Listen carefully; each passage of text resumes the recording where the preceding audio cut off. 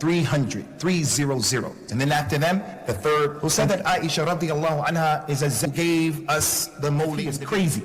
He has to give me something for me to take from my enemy. So I hope no one sees me as the people see you. When you say it's not permissible to do this Mawlid al-Nabawi, not because you don't love Rasulullah sallallahu alaihi wasallam, but because it's not legislated. The first thing people say is you don't love Rasulullah sallallahu alaihi wa ala alihi wasallam.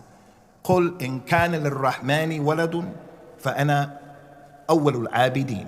If Ar-Rahman has a son, then I'm the first of those who is going to worship that son. So I say to the community, anyone who's here present, anyone who's going to hear this later on at any time, bring us the dalil and help us to comprehend this issue. Bring me the proof, and I'm going to get on our minbar and other manabir throughout this country, and we're going to encourage the people to do the Mawlid al-Nabawi because it's been established with dalil.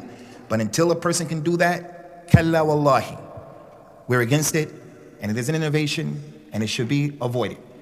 So what I'm going to do today, inshallah, is I'm going to deal with some of the main proofs that the people use. Ayat of the Quran out of context. A hadith of the Prophet sallallahu alaihi wasallam out of context. A hadith of the Nabi sallallahu alaihi wasallam that are not authentic. Dreams that people have had that are used as dalil. Before I do that though, inshallah, I just want to give you a historical background of the Mawlid al-Nabawi. And I see many faces of young people who are here. Our elders from our grandmothers and grandfathers, great-grandmothers and great-grandfathers, they used to buy into these types of issues because the imams and people who taught them, our relatives, the older people, they didn't know how to read and write many times. But today, we don't have that excuse. With the explosion of knowledge on the internet, so much information is out there. Don't be a person who doesn't use your intellect. Allah has given us an intellect. So I want to ask the Ummah of Al-Islam, where is our intellect in regards to this historical fact? For the first 300 years in Al-Islam, 300. The first 300 years that the Prophet ﷺ, when he was asked, who's the best of this ummah, ya Rasulullah? He told the people, the best of this ummah are the people that I was sent to, Abu Bakr and Uthman, the first 100 years. And then after them, the second 100 years. And then after them, the third 100 years. So those 3 centuries, 300 years are the best years in Al-Islam. They are the best years. Those are the years in which the awliya of Allah were plentiful. The ulama of Al-Islam were plentiful. The people of At-Taqwa were plentiful. For over 300 years, you didn't find the Muslims anywhere in the Muslim world, anywhere. You didn't find a grave that was being worshipped along with Allah for 300 years. You didn't find a mausoleum built over a dead person or a saint for 300 years. The Prophet's grave, sallallahu alaihi wasallam, was his grave, but the people did not make it their niyat to go to that grave to worship it for 300 years. Likewise, for over 300 years, no one in the Muslim empire did the Mawlid al-Nabawi, not a single person, for over 300 years. This issue was introduced to this ummah in the 4th century, and it was introduced by the Fatimiyun. The Fatimiyun are a group of Shiite who curse Abu Bakr and Umar and Uthman, who believe that the Quran is incomplete, who said that Aisha radiallahu anha is a zaniya. All of those things that they believe, they have ilhad. These are the people who gave us the Mawlid al-Nabawi. Just to give you an idea of who these people are, who they are. In the 9th century, these people, they came from Egypt. They went to Mecca and they made the blood of the Muslims halal at the Kaaba. They started decimating and killing Muslims at the Kaaba. They started taking the women and raping the women and killing the women and the children at the Kaaba. If you were a free person, they caught you, you became a slave. If they didn't kill you, they took you back to Egypt with them. They didn't stop there. These Fatimiyun, the dead bodies of the Muslims who they killed, they picked their bodies up and they threw them in the well of Zamzam. In the well of Zamzam. Out of all of the places. It goes to show the nature of that individual. The Arabs have a statement, if you want to become famous, urinate in the water of Zamzam.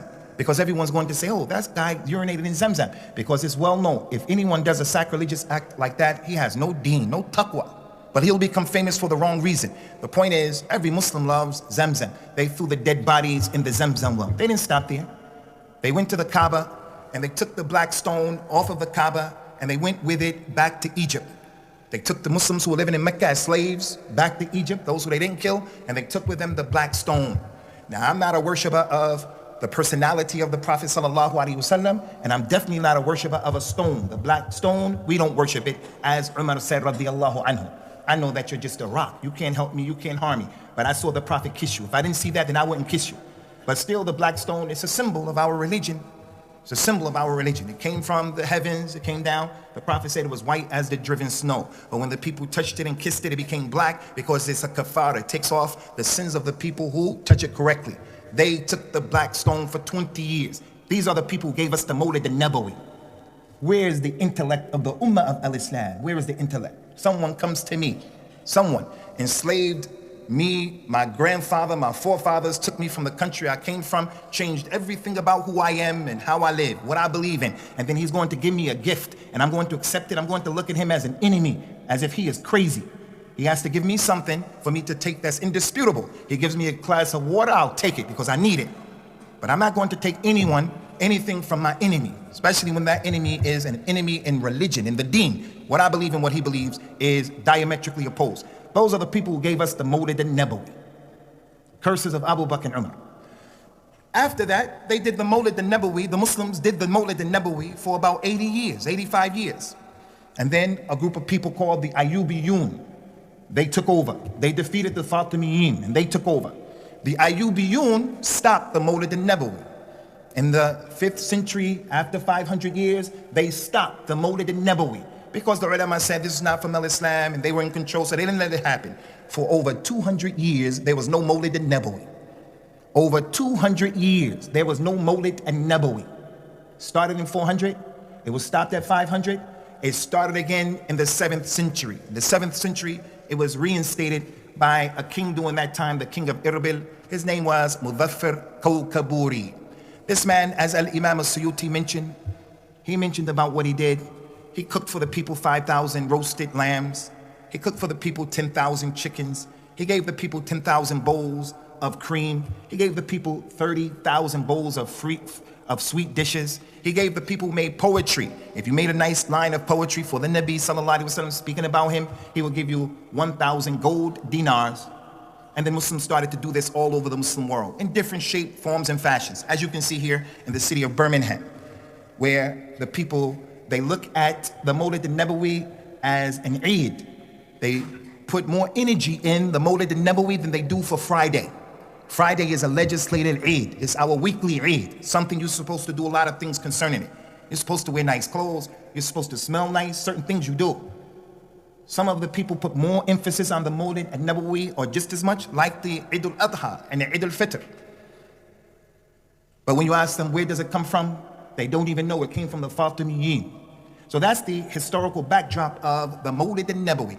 If we were to stop right here and we were to get up and we were to leave, I would think a person who didn't know would go back and research what I said. And look what Al-Imam al-Suyuti said in his book Al-Hawi, Al-Imam ibn Kathir in Bidayah wa Nihaya. Someone goes and he finds this historically. He says, man, that's enough for me.